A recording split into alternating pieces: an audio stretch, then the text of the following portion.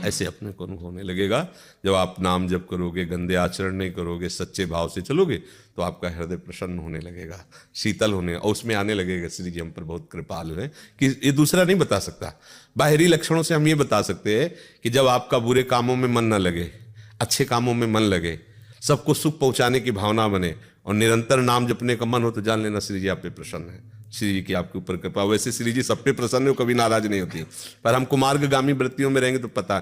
देखो बच्चा जब आयु भगवत कृपा से यहाँ बैठी, तो ये नियम ले लो कि आप अपने ऊपर कृपा करके अपने शरीर को पवित्र रखो और बच्चों को माता पिता की आज्ञा पे रहना चाहिए।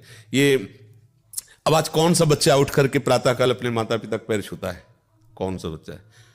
लाखों में कोई होगा तो होगा, हजारों में तो हम नहीं कह सकते, लाखों में कोई ऐसा एक होगा जो उठ करके सुबह माता पिता, और भगवान छूते थे। प्रातः काल उठ के रघुनाथा, मात पिता गुरु नावई माथा, ऐसे माथा रख के प्रणाम करते थे, जैसे संत को प्रणाम किया।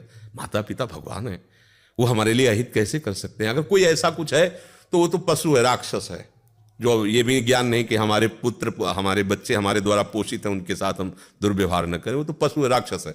अगर कोई भी मनुष्य अपने बच्चों के साथ कैसे ऐसा, तो पुत्रों को चाहिए, बच्चों को चाहिए कि माता पिता से तो अपनी बात बता दें। अगर माता पिता को बात बताए होती और माता पिता उसको संभालने की चेष्टा, तो आत्महत्या के लिए नहीं होता, क्योंकि उसे एक आश्रय तो मिल जाता है ना।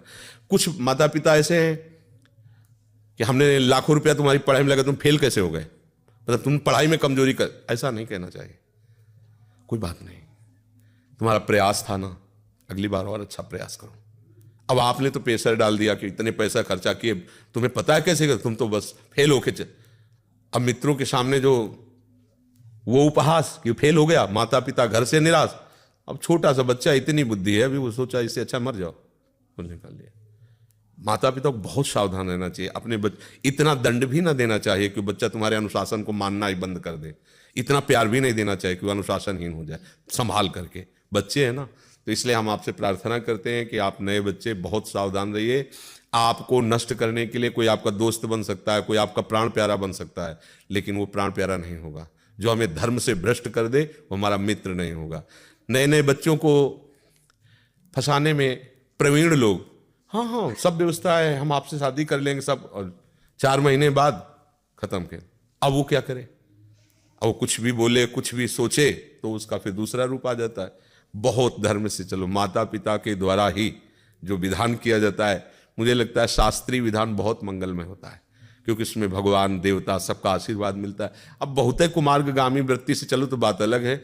नहीं, हम तो देखा कि जैसे ब्याह होता था ना, गांव के पूरे देवी देवताओं की पूजा दूल्हा दुल्हन मिलकर करते थे, है नहीं? फिर वो अपना गृहस्थी धर्म में जाते, पहले पूरे गांव में जाके मोर और धारण किए, जो गांठ जोड़ी, सब कितना मंगलमय स्वरूप था। उन्हें देवी ने, देवता ने, भगवान ने किसी से कोई मतलब नहीं, मनमानी आचरण, तो इसे सुधारना चाहिए।